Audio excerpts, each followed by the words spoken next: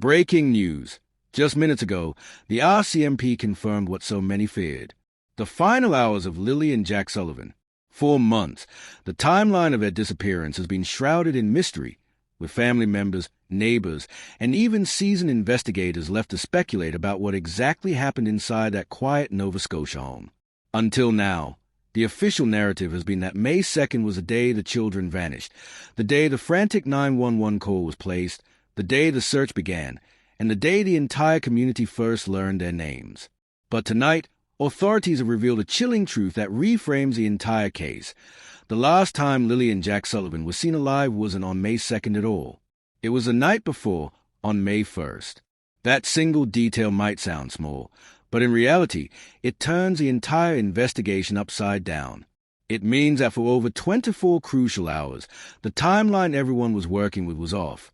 It means that while the public believed these children had slipped away on a Thursday morning, investigators now know they may have already been gone long before the first officers arrived. That shift raises disturbing questions. Where were the children on the evening of May 1st? Who last saw them alive? And perhaps most haunting of all, why did it take until the next day for anyone to call for help? The RCMP has not explained exactly how they piece together this updated timeline, but sources close to the investigation point to phone records, witness interviews, and the forensic review of surveillance footage from the neighborhood. These details have allowed investigators to narrow down a more precise picture of the children's final movements. What is clear is that someone, somewhere, knew the truth long before it was shared publicly. The delay in reporting could indicate panic, fear of exposure, or even deliberate misdirection by individuals close to the case. Families clinging to hope are left reeling by this revelation. Community members who once organized search parties and combed through wooded trails are now questioning if their efforts were doomed from the start, directed at the wrong window of time. And for investigators, this changes not only their timeline, but their understanding of potential suspects and motives. When exactly Lilly and Jack lost their lives, and why the truth was hidden for so long, could prove to be the key that unlocks this devastating case. This confirmation from the RCMP doesn't just rewrite the story, it casts an even darker shadow over the events of those 2 days. If May 1st was a true final chapter of Lilly and Jack's lives, then what happened in the hours that followed, leading up to that May 2nd call, could hold the answer to everything.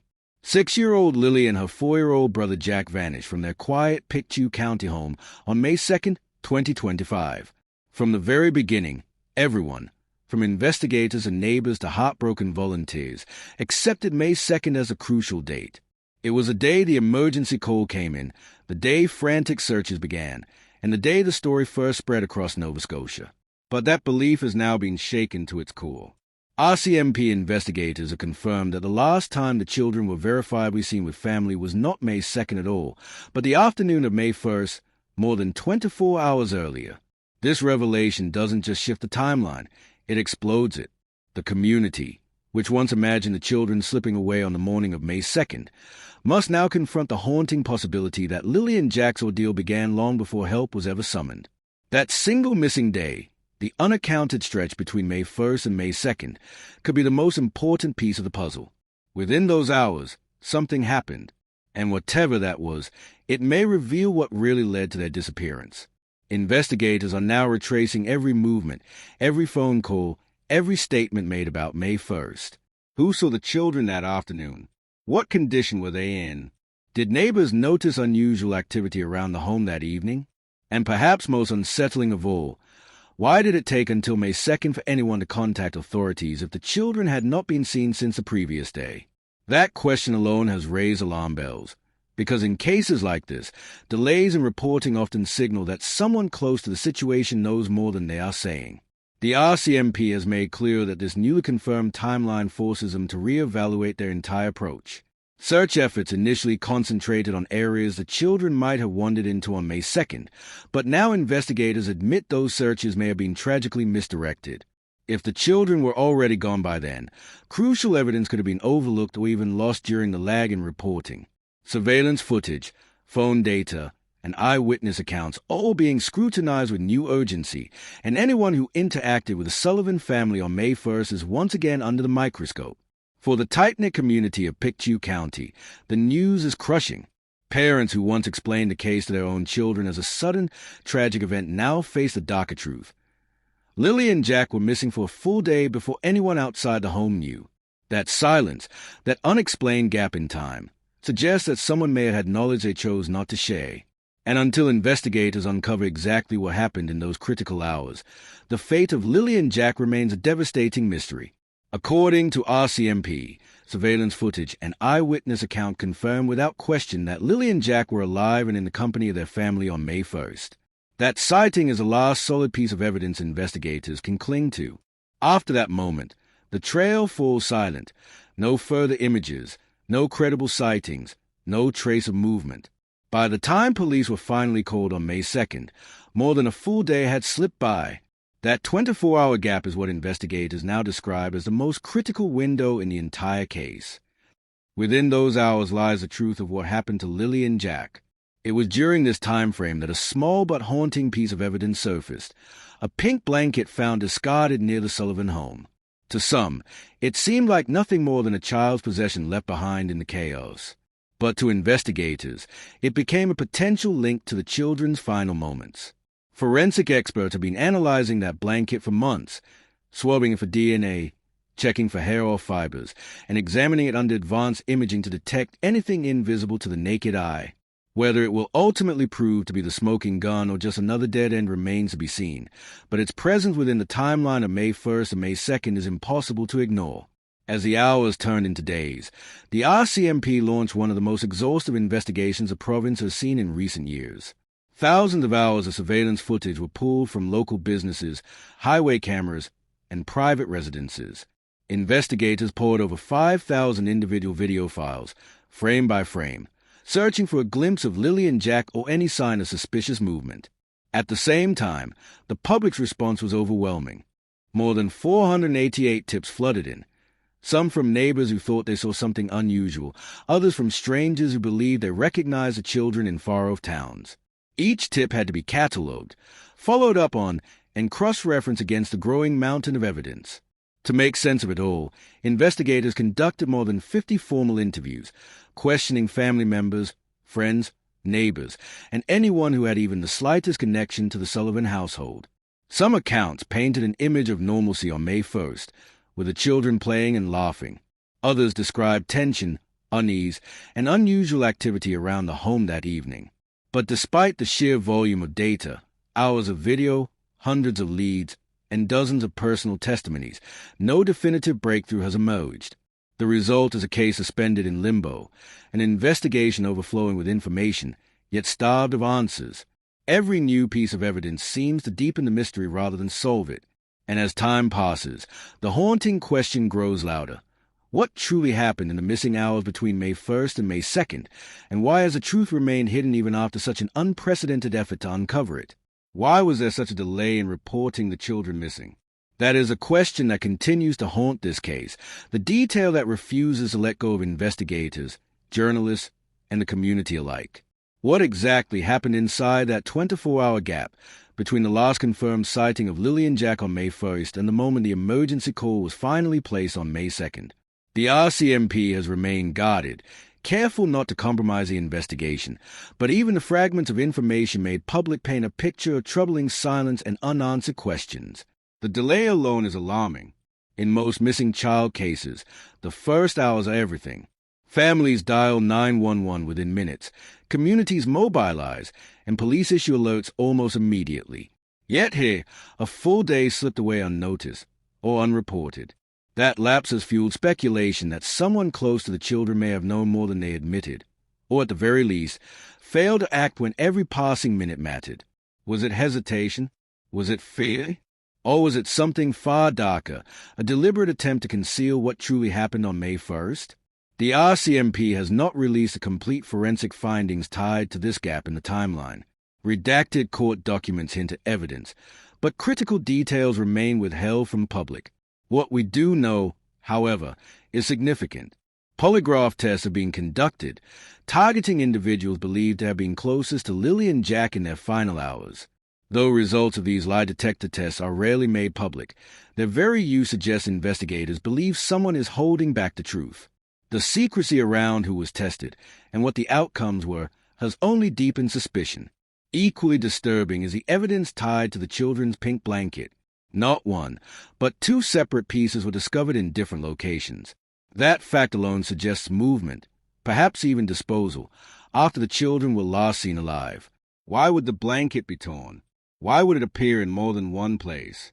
Investigators have remained tight-lipped, but forensic testing is ongoing, with analysts searching for DNA traces, fibers, or other microscopic clues that could place someone at the scene during those lost hours.